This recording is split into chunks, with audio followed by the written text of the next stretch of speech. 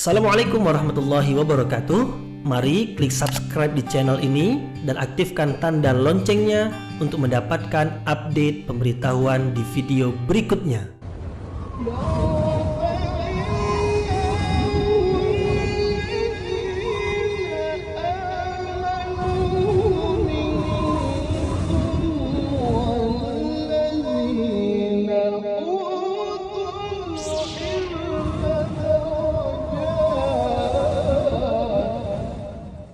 A'udzu billahi minasyaitonir rajim. Bismillahirrahmanirrahim. Assalamualaikum warahmatullahi wabarakatuh. Alhamdulillahirabbil alamin wa bihi nasta'inu ala umurid dunya waddin. Nasta'inuhu wa nastaghfiruh wa na'udzu billahi min syururi anfusina wa min sayyiati a'malina. فَمَنْ يَهْدِ اللَّهُ فَلَا مُضِلَّ لَهُ وَمَنْ يُضْلِلْ فَلَا هَادِيَ لَهُ أَشْهَدُ أَنْ لَا إِلَهَ إِلَّا اللَّهُ وَحْدَهُ لَا شَرِيكَ لَهُ وَأَشْهَدُ أَنَّ مُحَمَّدًا عَبْدُهُ وَرَسُولُهُ لَا نَبِيَّ بَعْدَهُ أَمَّا بَعْدُ. Kita bersyukur kepada Allah Subhanahu wa taala yang masih melimpahkan rahmat dan nikmat-Nya. Kita bersyukur dengan mengucapkan Alhamdulillahi Rabbil Alamin. Tidak lupa pula bersalawat kepada Rasulullah dengan mengucapkan Allahumma salli ala Sayyidina Muhammad wa ala ali Sayyidina Muhammad. Dan bersalam kepada Rasulullah dengan mengucapkan Assalamu alayka ya Rasulullah. Alhamdulillah kita dapat kembali meneruskan pengajian tafsir ayat-ayat suci Al-Quran yang insyaAllah kita akan teruskan kepada ayat yang ke-10 dan 11 dari surah Ali Imran. Masih lagi ayat-ayat yang berkaitan dengan keimanan kepada Allah Subhanahu wa taala. Sebagaimana kita ketahui bahwasanya mulai dari awal surah Ali Imran Allah menerangkan tentang dirinya sebagai Tuhan yang diibadati. Tidak ada di sana Tuhan yang lain yang berhak disembah dengan kebenaran melainkan Allah Subhanahu wa taala. Allah Subhanahu wa taala menjelaskan tentang dirinya dengan sangat terang sekali, dengan sangat jelas sekali supaya manusia mentauhidkannya. Jangan sampai seperti orang-orang Kristen yang menyekutukan Allah Subhanahu wa taala dengan mengatakan bahwasanya Allah memiliki anak dan anak Allah itu adalah juga Tuhan, yaitu mereka menetapkan Nabi Isa sebagai anak Tuhan. Dan telah kita terangkan pula bahwasanya ayat-ayat ini adalah ayat-ayat yang turun ketika rombongan orang-orang Kristen dari Najran datang menjumpai Rasulullah sallallahu alaihi wasallam. Nah, diturunkan ayat ini kepada Rasulullah untuk disampaikan kepada mereka supaya mereka mengetahui kebenaran. Nah, ketika disampaikan kepada mereka kebenaran melalui ayat-ayat Al-Quran, maka apabila mereka mau mengikuti kebenaran, mereka menjadi orang-orang beriman. Tetapi apabila mereka tidak mau mengikuti kebenaran, maka mereka disebut sebagai orang-orang kafir. Nah, manusia di hadapan kebenaran menjadi dua kelompok, yaitu kelompok orang-orang beriman dan kelompok orang-orang kafir. Nah, kita yang telah beriman kepada kebenaran yang disampaikan oleh Rasulullah sallallahu alaihi wasallam sehingga kita mentauhidkan Allah, mengagungkan Allah, membesarkan Allah, mensucikan Allah, maka kita pun berdoa mudah-mudahan kita ditetapkan di atas petunjuk Allah ini.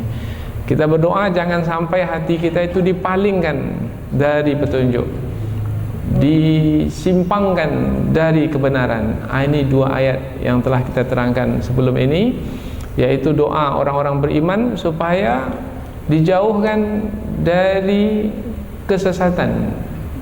Mudah-mudahan Allah Subhanahu wa taala memberikan pertolongan dan perlindungan sehingga dijaga dari setiap penyimpangan dari kebenaran. Karena kalau sudah menyimpang dari kebenaran, maka ia adalah satu kesesatan yang akan memasukkan ke dalam golongan orang-orang kafir. Karena dua saja golongan seperti yang kita sebutkan, golongan orang-orang beriman dan golongan orang-orang kafir. Dan apabila sudah dimasukkan ke dalam golongan kafir, maka pastilah akan mendapatkan azab dan siksaan, bukan hanya di akhirat tetapi juga di dunia ini. Bukan hanya di dunia ini tetapi juga di akhirat nanti. Dan apabila di akhirat, maka balasan yang akan diterima adalah balasan yang abadi, selama-lamanya. Nah, sekarang pula Allah menerangkan, kalau golongan yang tidak mau menerima kebenaran itu adalah sudah diberitahukan, sudah disampaikan kepada mereka kebenaran, tetapi enggan juga, tetap juga tidak mau menerima kebenaran, maka Allah pun menetapkan azab ke atas diri mereka. Maka ayat yang akan kita bahas sekarang ini adalah ayat yang menerangkan tentang azab yang akan ditetapkan, yang akan ditimpakan ke atas orang-orang yang kafir, golongan yang kafir, yang tidak mau mengikuti kebenaran. Yang mana azab Allah itu di dunia ini dan juga di akhirat nanti. Kemudian Allah umpamakan mereka, orang-orang yang kafir, seperti Fir'aun dan pengikut-pengikutnya dahulu. Nah, cerita Fir'aun ini cerita yang masyhur, cerita yang terkenal, yaitu Fir'aun yang memimpin negeri Mesir bersama dengan pembesar-pembesarnya, pengikut-pengikutnya, tidak mau menerima kebenaran yang disampaikan oleh Nabi Musa alaihi salam. Mereka tenggelam dalam kekufuran, hanyut dalam kekufuran, Allah timpakan azab ke atas mereka. Maka orang yang mengikuti jejak Fir'aun akan mengalami nasib yang serupa dengan Fir'aun. Itulah yang disebut sebagai sunnatullah. Nah, maka apabila memilih kekufuran, ia adalah satu kemalangan. Sebagaimana dahulu yang memilih kekufuran mendapatkan kemalangan, Fir'aun dan tenteranya ditenggelamkan, maka yang memilih kekufuran sekarang pun adalah juga akan mendapatkan kemalangan. Allah Subhanahu wa taala berfirman, A'udzubillahi minasyaitonirrajim. Bismillahirrahmanirrahim. Innal ladzina kafaru lan tughniya anhum amwaluhum wala auladuhum minallahi syai'a wa ulaika hum waqudun nar kada'bi ali fir'aun walladzina min qablihim kadzabu bi ayatina fa akhadhahumullahu bidzunubihim wallahu syadidul iqab. Allah berfirman, innal ladzina kafaru, sesungguhnya orang-orang kafir, lan tughniya anhum, tidak akan bermanfaat bagi mereka, amwaluhum, harta-harta mereka, wala auladuhum, dan tidak juga bermanfaat anak-anak mereka, minallahi syai'a, dari Allah. Dari Allah di sini maksudnya dari azab yang Allah tetapkan. Syai'a, sedikit pun harta dan anak itu tidak bermanfaat. Artinya tidak akan mampu menolak azab Allah Subhanahu wa taala. Sebanyak apapun harta, seramai apapun anak. Wa ulaika hum waqudun nar, dan mereka itu adalah bahan bakar api neraka. Kada'bi ali fir'aun, seperti keadaan yang dialami dahulu oleh Fir'aun dan pengikut-pengikutnya, orang-orang yang mengkufuri Allah Subhanahu wa taala, orang-orang yang kafir, yang tidak mau beriman kepada Allah Subhanahu wa taala. Keadaan mereka seperti keadaan Fir'aun dan pengikut-pengikutnya dahulu, walladzina min qablihim, dan orang-orang sebelum mereka. Karena Fir'aun bukanlah orang yang pertama kafir kepada Allah. Ada lagi sebelum Fir'aun itu yang kafir. Namruz juga kafir. Kemudian kaum Nabi Nuh juga kafir kepada Allah. Seperti apa kekufuran mereka? Kazzabu bi ayatina. Mereka itu mendustakan ayat-ayat kami. Maka apa yang mereka terima? Fa akhadhahumullahu bidzunubihim. Maka Allah menetapkan ke atas mereka azab disebabkan karena dosa-dosa mereka. Wallahu syadidul iqab. Dan Allah amat dahsyat siksaannya. Kita ulang dari awal ayat.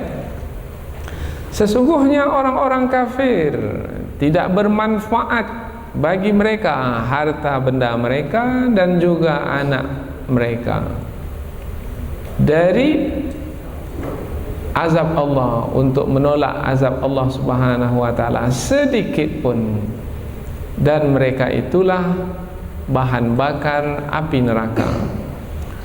Keadaan mereka, keadaan orang-orang kafir itu adalah seperti keadaan pengikut-pengikut Fir'aun dan orang-orang sebelum mereka. Mereka itu mendustakan ayat-ayat kami, maka kami tetapkan ke atas mereka azab disebabkan karena dosa-dosa mereka. Dan Allah Subhanahu wa taala amat dahsyat azabnya atau siksaannya. Jadi ayat ini menerangkan tentang balasan yang didapatkan, balasan yang akan diterima oleh orang-orang kafir, yaitu azab di dunia seperti yang dilalui oleh Fir'aun dahulu, dan juga di akhirat. Dan kalau di akhirat mereka akan menjadi penghuni neraka. Baik, kita akan lihat dua ayat yang akan kita bahas ini dengan lebih terperinci lagi, karena ada beberapa kata yang Allah gunakan dalam ayat ini yang penggunaan tersebut mestilah kita lihat kandungan yang ada di dalamnya ataupun isyarat yang bisa kita dapatkan dari ayat-ayat dan kata-kata tersebut, sehingga bisa kita jadikan sebagai petunjuk di dalam hidup kita. Paling tidak ada rasa takut untuk melakukan pelanggaran, karena mungkin bisa membawa kepada kekufuran yang akan melayakkan kita menerima azab dan siksaan. Kita tak mau untuk menerima azab dan siksaan, tidak di dunia dan tidak di akhirat. Maka mudah-mudahan muncul rasa takut di hati kita ketika ayat ini kita bahaskan. Di permulaan ayat Allah menerangkan tentang orang-orang kafir adalah orang-orang yang tidak bermanfaat bagi mereka harta benda mereka untuk menolak azab Allah Subhanahu wa taala. Innalladzina kafaru, sesungguhnya orang-orang kafir. Kita sudah terangkan dahulu makna kafir. Kafir maknanya menutupi. Orang-orang kafir adalah orang-orang yang menutupi. Menutupi apa? Menutupi kebenaran. Apa kebenaran yang paling tinggi yang ditutupi oleh orang kafir? Allah Subhanahu wa taala sebagai Tuhan yang Maha Esa. Allah itu Tuhan. Tetapi ada yang mengatakan tidak, Allah bukan Tuhan. Ada pula yang mengatakan Allah itu Tuhan dan di samping Allah juga ada Tuhan-Tuhan yang lain. Nah, bermakna tidak mengesahkan Allah, bermakna menutupi Allah sebagai Tuhan yang Maha Esa. Nah, menutupi Allah sebagai Tuhan yang Maha Esa, dan itu adalah satu kebenaran, disebut sebagai kafir. Jadi orang-orang kafir adalah orang-orang yang menutupi kebenaran. Menutupi kebenaran dengan apa?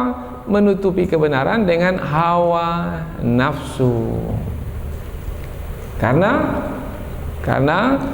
hawa nafsu, maka ditutupilah keberadaan Allah Subhanahu wa taala, seperti yang dilakukan oleh Fir'aun pada masa dahulu. Karena hawa nafsunya, karena keangkuhan dan kesombongannya, mungkin juga karena kedengkiannya, maka tidak mau memperakui Allah sebagai Tuhan yang Maha Esa.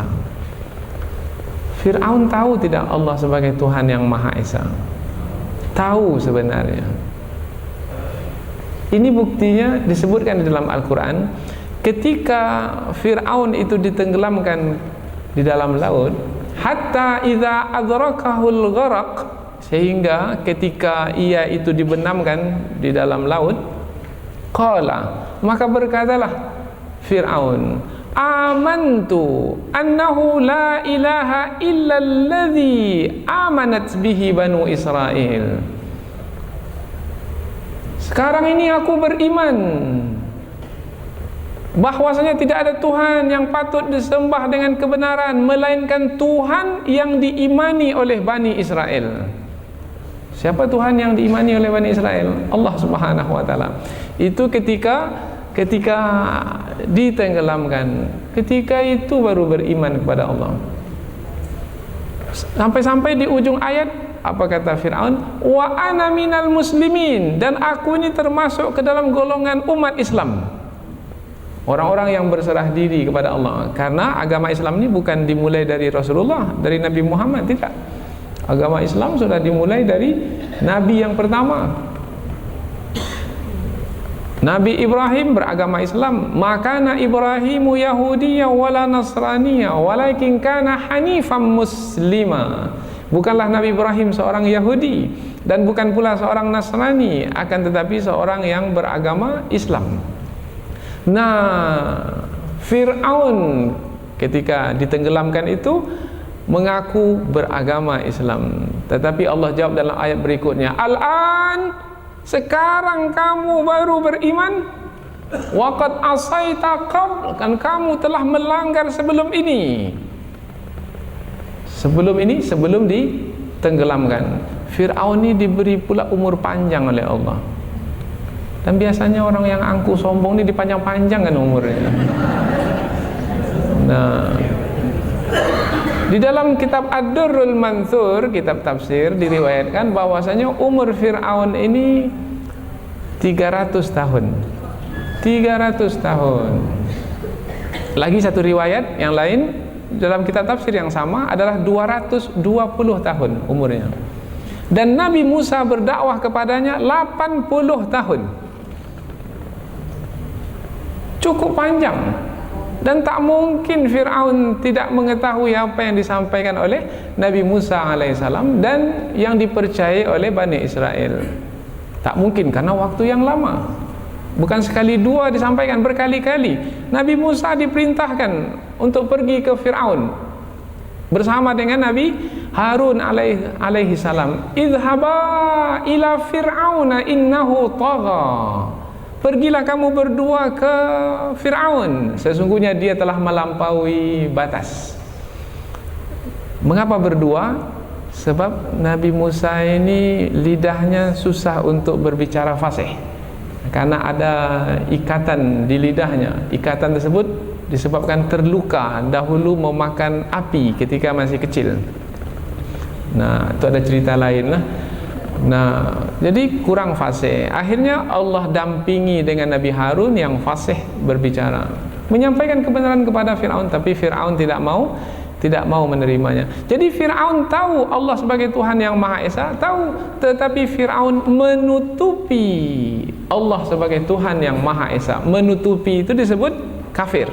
Nah, kita kembali ke ayat. Innalladzina kafaru, sesungguhnya orang-orang kafir itu, yaitu kafir yang menutupi kebenaran yang telah datang. Lan tughniya anhum, lan, kalau disebut lan maknanya sekali-kali, tidak akan. Nah, ini adalah penafian untuk selama-lamanya.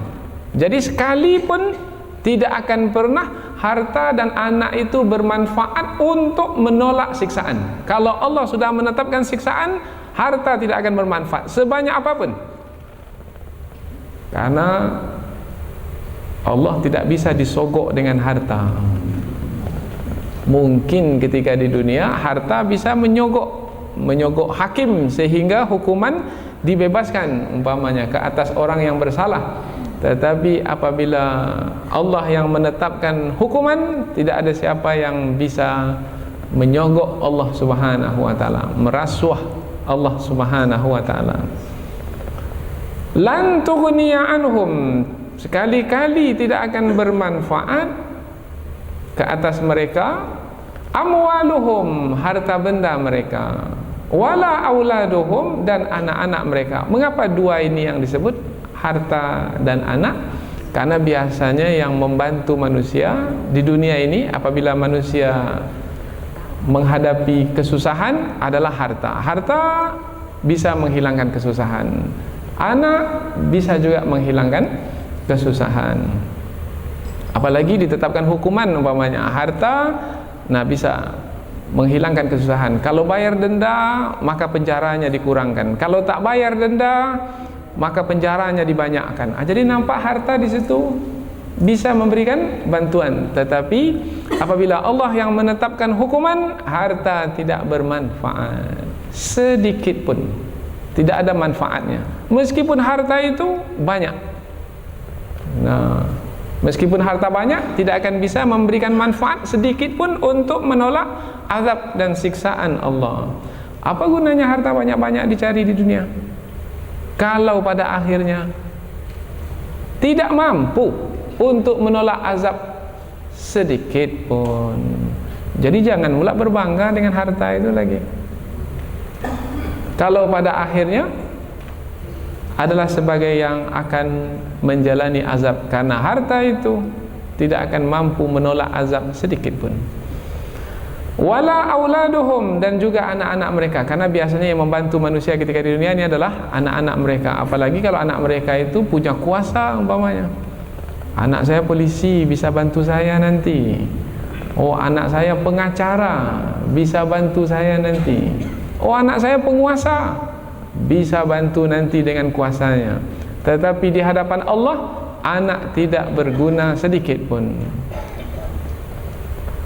Minallahi syai'a, minallah, dari Allah. Sebenarnya dari Allah di sini maknanya dari azab Allah atau dari murka Allah. Syai'a, syai'a sedikit pun. Sebenarnya syai'a ini adalah isyarat kepada maf'ul mutlak, masdariyah, dia adalah untuk maf'ul mutlak. Maknanya tidak akan bermanfaat syai'an, tidak akan bermanfaat sedikit pun. Jadi kalau sedikit pun bermakna tidak ada peluang untuk mendapatkan keringanan dari azab. Jangankan keringanan, jangankan diselamatkan dari azab, keringanan pun tidak akan didapatkan karena adanya kata syai'a. Maka Imam Ar-Razi dalam tafsir beliau ketika menafsirkan ayat ini, ketika Allah menyebut bahwasanya harta tidak bermanfaat sedikit pun, anak tidak bermanfaat sedikit pun, menerangkan bahwasanya azab yang diterima oleh orang kafir itu adalah azab yang sempurna, tidak sedikit pun dikurangi. Untuk menerangkan sempurnanya azab atau hebatnya azab adalah dengan menyatakan harta dan anak tidak dapat mengurangi azab itu sedikit pun. Kemana mau lari wahai orang-orang kafir? Sementara di dunia dahulu berbangga dengan harta yang banyak dan berbangga dengan anak-anak yang dimiliki. Kononnya berkuasa, kononnya memiliki kedudukan dan seterusnya.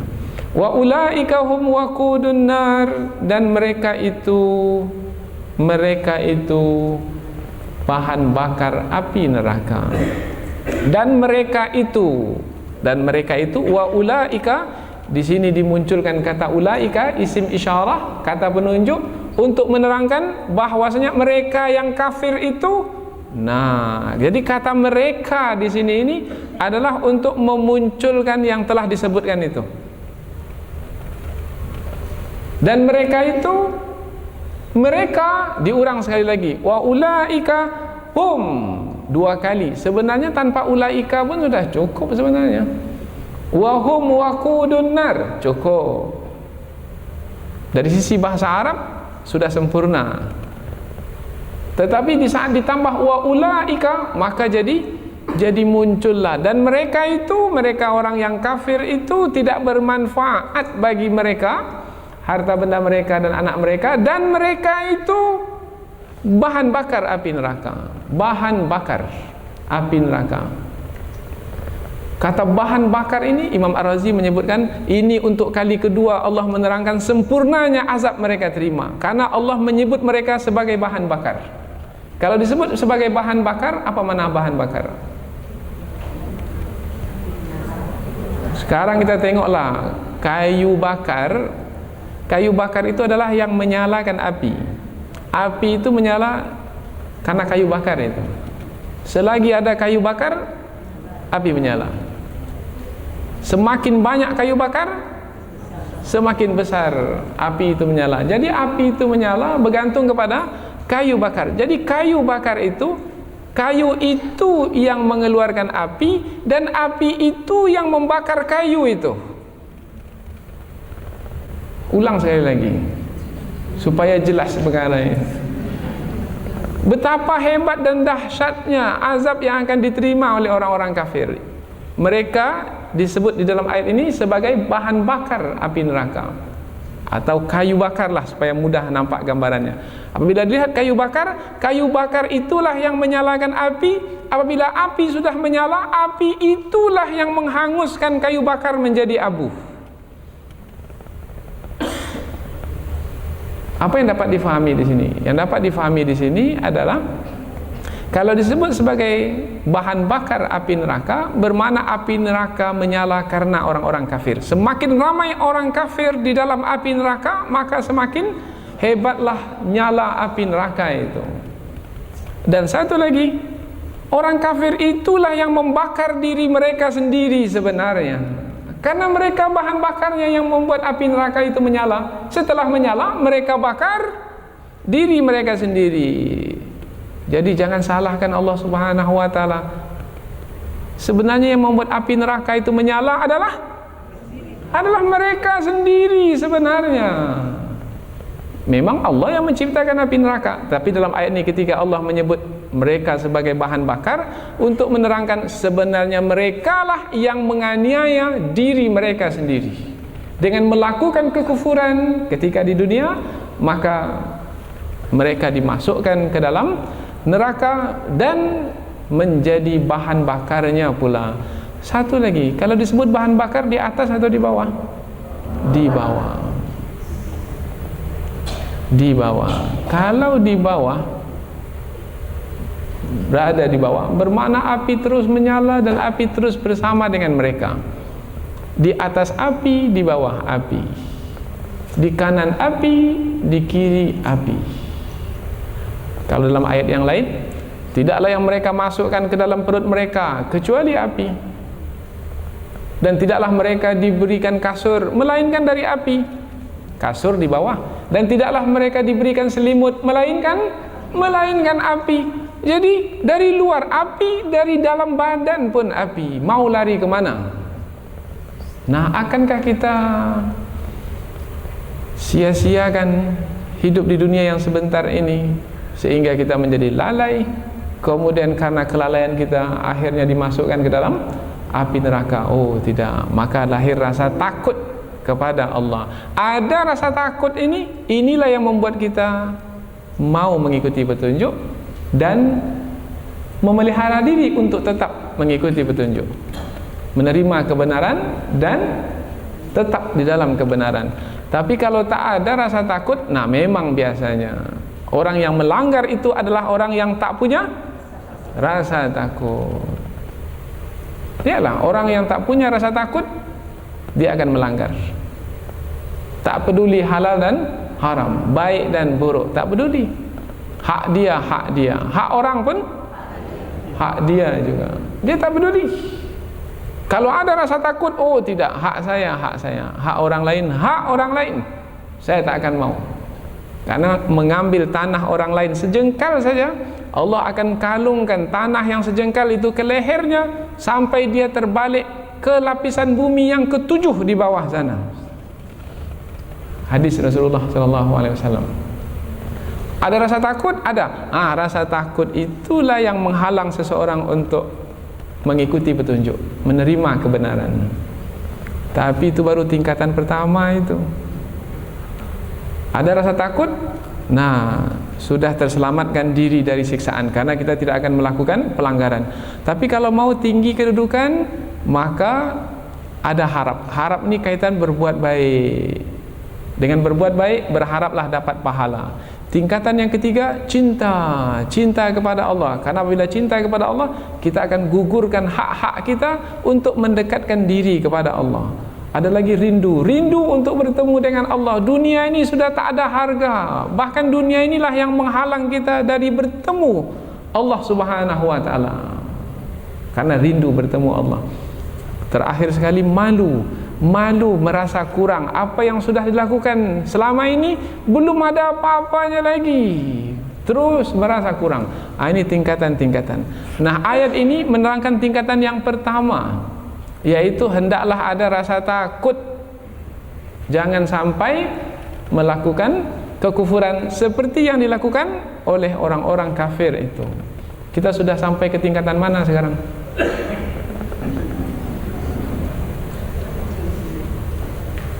Ada rasa takut? Harap? Cinta kepada Allah? Rindu? Malu? Kalau cinta, kalau sudah sampai ke tahap cinta, itu sudah menggugur-gugurkan hak kita. Malam hari hak kita mau tidur, itu hak kita, hak mata kita tidur. Tapi kita gugurkan hak kita karena cinta kita kepada Allah, kita bangun malam. Sudah bangun malam? Memang hak kita untuk makan, minum, memang hak kita. Tetapi kita berpuasa, tak mau makan, tak mau minum, Senin, Kamis, itu cinta. Kalau hanya bulan puasa, bulan Ramadan saja berpuasa, itu belum menggugurkan hak lagi, itu menjalankan kewajiban baru. Sekarang menggugurkan hak. Kalau kita ada harta cukup nisab sampai haulnya, kemudian kita keluarkan 2,5%, itu baru menjalankan kewajiban. Kalau 2,5% kita keluarkan, berapa persen lagi tinggal untuk kita? 97,5. Nah, itu hak kita itu. Kalau yang 2,5 itu hak Allah itu. Kita keluarkan hak Allah. Tinggal 97,5. Itu hak kita.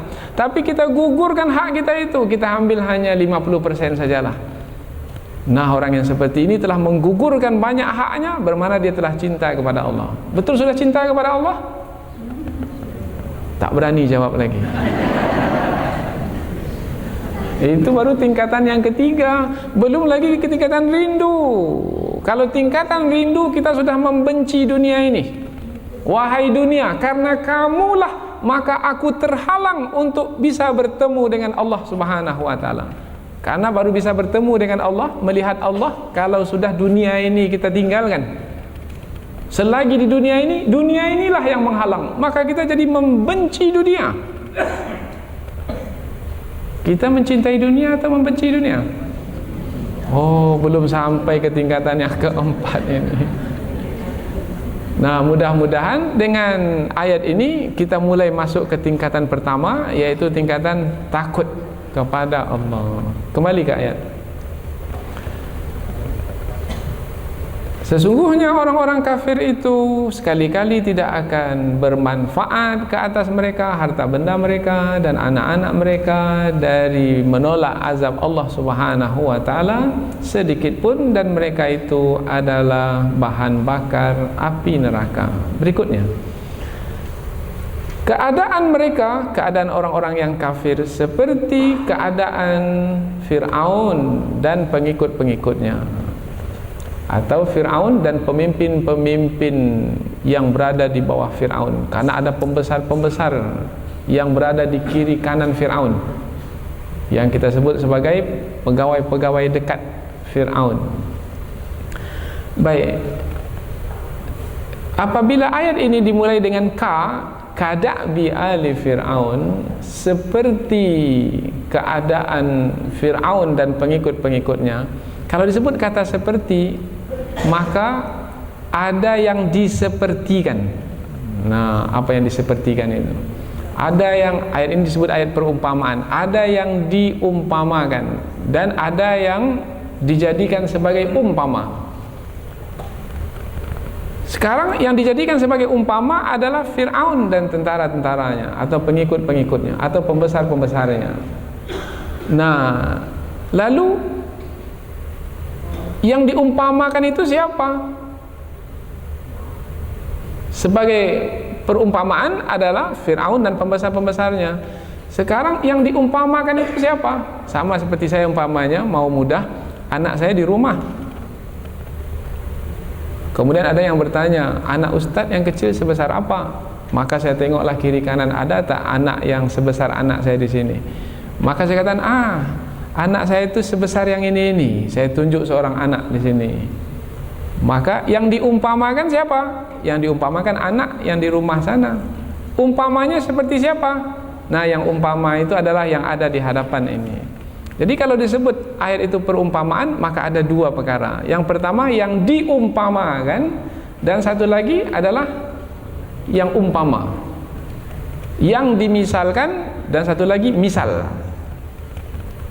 Yang disepertikan, dan satu lagi seperti. Umpamanya lagi dalam manasik haji begitu juga. Kita belajar manasik haji di depan masjid ini. Nah, tawaf umpamanya, tawaf di sekeliling Ka'bah, maka dibuat pula lah Ka'bah di depan masjid ini. Betul Ka'bah yang depan Masjid Agung ini? Bukan. Itu yang disepertikan, yang diumpamakan, dimisalkan. Ka'bah yang sebenarnya di sana di tengah Masjidil Haram. Jadi apa tujuan permisalan ini? Tujuan permisalan untuk memudahkan kita memahami, atau untuk menerangkan dengan lebih jelas lagi. Dan ada dua, ada yang diumpamakan, ada umpamanya. Begitu juga dalam ayat ini. Siapa yang diumpamakan? Yang diumpamakan adalah orang-orang kafir. Siapa orang-orang kafir? Semua orang kafir, dan lebih khusus orang kafir yang disampaikan kepada mereka ayat ini oleh Rasulullah dahulu. Siapa mereka itu? Kafir Quraisy. Jadi perumpamaan kamu wahai kafir Quraisy, kalau kamu tetap dalam kekufuran, maka perumpamaan kamu ini sama seperti Fir'aun dahulu dan tentara-tentaranya. Maka kamu ingat bagaimana kesudahan mereka dahulu. Kalau seperti itu juga kamu lakukan, maka begitu pula lah kesudahanmu sekarang. Itu makna ayat ini. Kemudian dibawa lagi kepada kita sekarang ini. Kita sudah tahu cerita Fir'aun ini. Sampai kita kalau ada nampak orang marah, kalau marah sekali kepada yang lainnya, macam Fir'aun kamu nih. Kalau sudah itu keluar kata, kita pun mendengarnya pun berat di telinga. Apa sebab? Sebab semua orang tahu Fir'aun itu adalah seorang raja yang zalim, yang ganas. Yudzabbihuna abna'ahum wa yastahyuna nisa'ahum, yaitu membunuh anak laki-laki yang lahir dari kalangan Bani Israel dan membiarkan hidup wanita-wanita mereka. Nah, kamu wahai kafir Quraisy, nasib kamu akan seperti itu kalau kamu mengikuti jejak Fir'aun itu. Atau lebih khusus lagi, karena ayat ini turun kepada utusan-utusan dari Najran yang beragama Kristen, maka kamu wahai utusan-utusan Najran, kamu juga telah kafir kepada Allah. Kekufuran kamu adalah menetapkan Nabi Isa sebagai anak Tuhan. Itu adalah satu kekufuran. Maka kalau kamu tetap dalam kekufuranmu itu, maka nasib kamu sama seperti nasib Fir'aun dan pengikut-pengikutnya dahulu, yaitu dibenamkan di dalam laut, seperti yang kita terangkan tadi. Jadi ini makna ka yang ada di pangkal ayat, seperti. Jadi kalau disebut kata seperti, ada yang disepertikan, ada yang seperti, ada yang diumpamakan, ada umpamanya. Kada'bi ali Fir'aun. Da'bi, apa makna da'bi ini? Da'bi ini maknanya ad-dawam, al-istimrar, berterusan. Jadi keadaannya itu seperti keadaan pengikut Fir'aun yang berterusan dalam kekufuran. Mestinya jangan berterusan. Apabila kebenaran sudah diketahui, berhenti dari kekufuran. Ini tak mau berhenti, terus saja melakukan kekufuran. Nah, apabila kamu terus saja tak mau diingatkan, sementara kamu sudah tahu kebenaran itu, maka nasibmu akan sama seperti nasib Fir'aun dan tentaranya atau pengikutnya. Kalau kita sebut pengikutnya, bermakna seperti apa Fir'aun, seperti itu pula yang mengikuti, itu pengikut. Kalau tentara maknanya yang membantu Fir'aun, karena Fir'aun yang mengomandokan perang, maka tentara itu adalah yang menolong, yang membantu Fir'aun. Tapi apabila kita lihat perkataan Ali, kada'bi Ali Fir'aun, Ali ini sebenarnya dari perkataan ahli. Ahli keluarga. Maka ada pula yang menerjemahkan ahli ini dengan keluarga. Dan memang penggunaannya bisa, penggunaannya dengan makna keluarga. Seperti kita sebutkan, Allahumma salli ala Muhammad wa ala ali Muhammad. Ya Allah, berikanlah salawat, sampaikanlah salawat ke atas Nabi Muhammad dan juga ke atas keluarga Nabi Muhammad. Namun ada juga ulama tafsir mengatakan penggunaan kata ali ini dia lebih khusus dari penggunaan kata ahli. Di mana kekhususannya? Kekhususannya adalah kalau ali itu dia menerangkan tentang yang terdekat. Nah, keluarga, kita ada keluarga jauh, ada keluarga dekat. Nah, keluarga dekat itu disebut ali. Kalau ahli itu lebih umum, lebih luas. Tapi kalau ali lebih khusus. Maka kalau disebut ali Fir'aun bermakna pengikut Fir'aun yang lebih khusus. Maka yang lebih khusus itu adalah pembesar-pembesarnya. Kalau pada hari ini kita sebut menteri-menteri, itu kan yang dekat-dekat dengan presiden. Nah, ini yang lebih dahulu dibinasakan, karena mereka ini yang mengarahkan untuk melakukan kezaliman. Karena kebijaksanaan di tangan mereka. Maka jangan suka pula jadi menteri lagi. Karena apabila salah membuat kebijaksanaan, ia yang akan menanggung lebih besar akibatnya. Ini berbangga pula jadi menteri, sujud syukur pula dia. Oh, sedang musibah, anak-anak ujian berat. Apalagi dalam keadaan seperti sekarang ini, sangat berat. Karena di tengah-tengah kepentingan, semua berkepentingan, tarik ulur kepentingan. Kalau tidak cukup kokoh, kuat, maka kita akan ditarik ke kiri dan ke kanan. Kalau kuat, kokoh, berhasil. Ali Fir'aun, yaitu yang dekat dengan Fir'aun.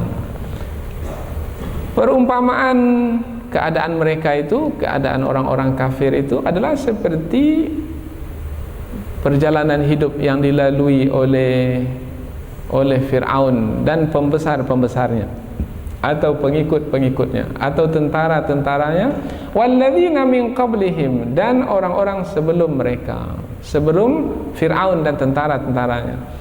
Fir'aun ini berkali-kali Allah sebutkan dalam Al-Quran. Siapa pernah menghitung berapa kali perkataan Fir'aun ini disebut dalam Quran? 61 kali perkataan Fir'aun. Nah, karena Fir'aun ini orang yang zalim, kemudian diulang sampai 61 kali, bermakna dia betul-betul zalim. Kalau orang itu orang yang baik, kemudian diulang berkali-kali dalam Al-Quran, maka betul orang itu orang yang sangat baik. Karena berapa kali diulang dalam Al-Quran, itu juga sebagai isyarat yang bisa kita ambil pengetahuan dalamnya. Kalau 61 kali diulang orang yang jahat, maka betul-betul jahat. Nah, kalau betul-betul jahat, jangan ikuti orang yang betul-betul jahat, karena nanti akan jahat pula. Dan Fir'aun itu sampai hari ini Allah kekalkan badannya, dan bisa kita lihat. Kami beberapa waktu yang lalu dengan jemaah Masjid Agung ini pergi ke Mesir, masuk museum di tengah-tengah kota Kairo sana, Tahrir. Nampak terbaring Fir'aun, karena Allah selamatkan badannya. Tapi Allah selamatkan badannya bukan untuk dipuji oleh manusia yang datang kemudian, untuk dikeji sampai akhir zaman.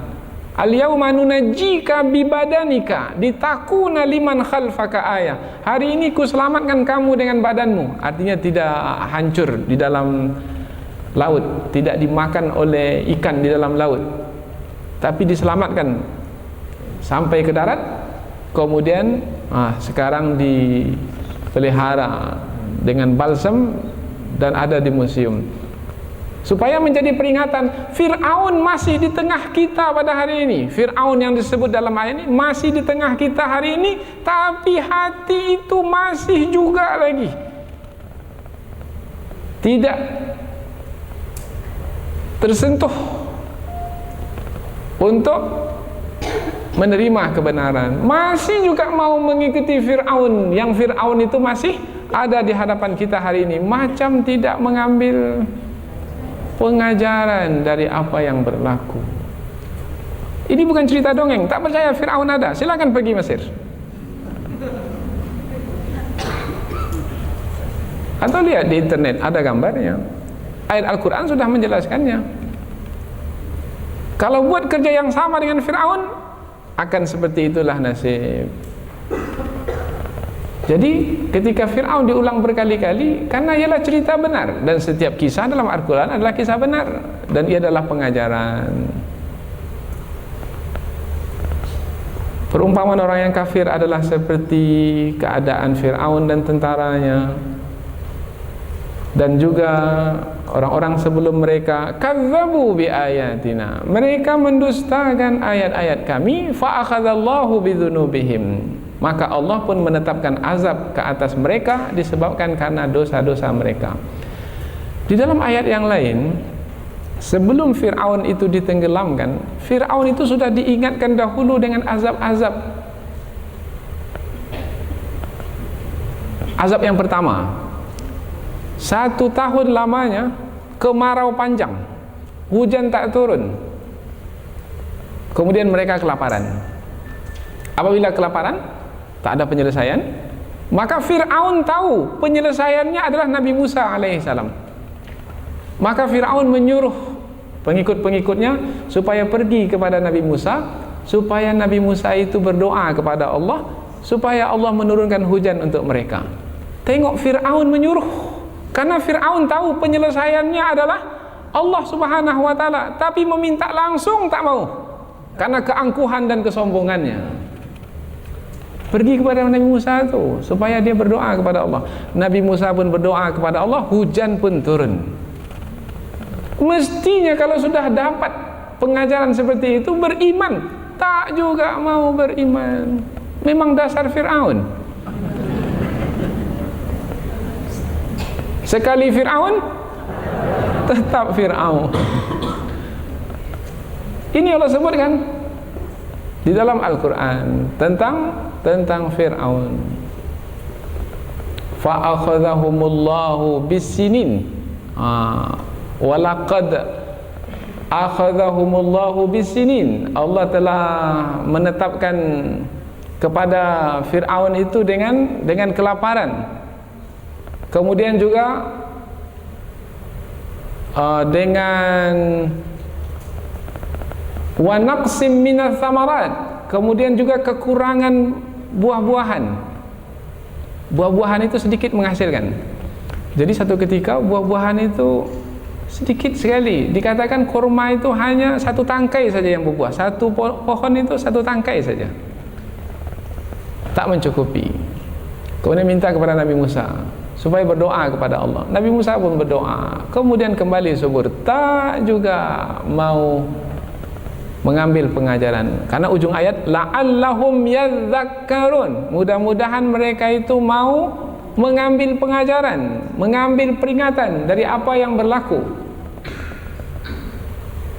Tapi mereka tidak mengambil pengajaran, karena tidak juga sudah berkali-kali tak mau mengambil pengajaran, dibenamkan di dalam laut. Kita pun juga begitu sekarang nih. Takut kita mendapatkan pengajaran yang dahsyat. Tsunami sudah disunamikan. Air dari laut ke darat sudah. Banjir, tenggelam satu kota. Air dari atas ke bawah. Kemudian lumpur lapindo dari bumi ke atas sudah pula. Jadi air dari segala arah sudah sekarang. Dari laut ke darat sudah. Dari langit ke darat sudah, dari dalam bumi ke darat pun sudah. Menunggu apa lagi? Tak juga mau beriman, masih juga melakukan pelanggaran. Nah, lihat, kalau tak juga tersentuh hati dengan ayat-ayat seperti ini, inna lillahi wa inna ilaihi rajiun, bermakna telah mati. Apanya yang telah mati? Hati telah mati. Kalau hati telah mati, a'anzartahum am lan tunzirhum la yu'minun, beri peringatan, tak diberi peringatan, sama saja, tidak akan beriman. Sudahlah Ustaz, berhenti ajalah bercakap. Kami akan tetap dengan apa yang kami buat. Kami tak perlukan peringatan dan pengajaran. Kami sudah bosan dengan peringatan dan pengajaran. Ustaz apa kata Ustaz, kami apa kata kami. Bahkan yang lebih parah lagi, kalaupun Ustaz bercakap, kami mau Ustaz yang ketawa-ketawa saja bercakap. Kalau Ustaz-Ustaz yang mengingatkan kami, tak usahlah, kami akan buat apa yang kami mau. Ini orang yang sudah mati hati. Sama dahulu seperti ini ayat yang menyebutnya, ayat Kadabi ali Fir'aun, keadaan mereka itu seperti keadaan Fir'aun dan pengikut-pengikutnya dan orang-orang sebelum mereka, yaitu mereka mendustakan ayat-ayat kami, maka Allah pun menetapkan azab ke atas mereka bidzunubihim. Bi sini ba'us sababiyah, ba menerangkan sebab. Apa sebabnya ditetapkan azab ke atas Fir'aun dan orang-orang yang kafir lainnya? Sebabnya adalah karena dosa-dosa mereka. Berdosa, Allah azab. Banyak dosa, berat azab. Sedikit dosa, sedikit ringan azab. Tak berdosa, tidak diazab. Jadi penentu azab itu adalah dosa. Apa sebab diazab? Sebab berdosa. Maka ba di sini disebut ba'us sababiyah. Sebab diazab adalah bidzunubihim, sebab dosa mereka. Akhirnya kita pun menjadi takut melakukan pelanggaran. Sebab kalau kita melakukan pelanggaran, kesalahan, maka kita berdosa. Kalau kita berdosa, maka kita layaklah untuk disiksa. Jadi ada 3 urutannya. 1 melakukan kesalahan, 1 lagi dosa, 1 lagi siksa. Ini 3 perkara: kesalahan, dosa, siksa. Contoh mudah, tadi pagi kita melakukan kesalahan. Contoh, andaian saja. Apa kesalahan tadi pagi? Berdusta umpamanya, atau tidak menepati janji. Itu namanya kesalahan. Berdusta itu kesalahan. Sekarang nih masih berdusta? Tidak lagi. Sekarang tidak lagi berdusta. Jadi sekarang tidak melakukan kesalahan. Tetapi sekarang ini yang ada bersama kita adalah dosa.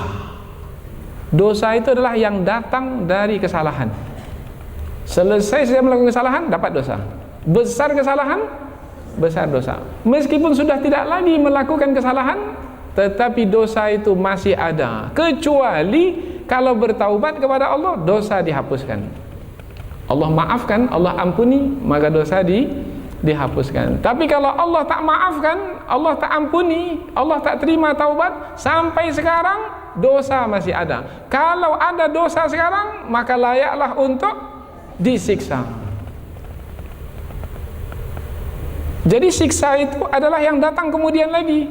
Yang datang kemudian, yaitu setelah dosa, maka Allah pun siksa disebabkan karena dosa tersebut. Tapi kalau Allah maafkan dosa tersebut, menghapuskan dosa tersebut, maka terselamatlah dari siksa.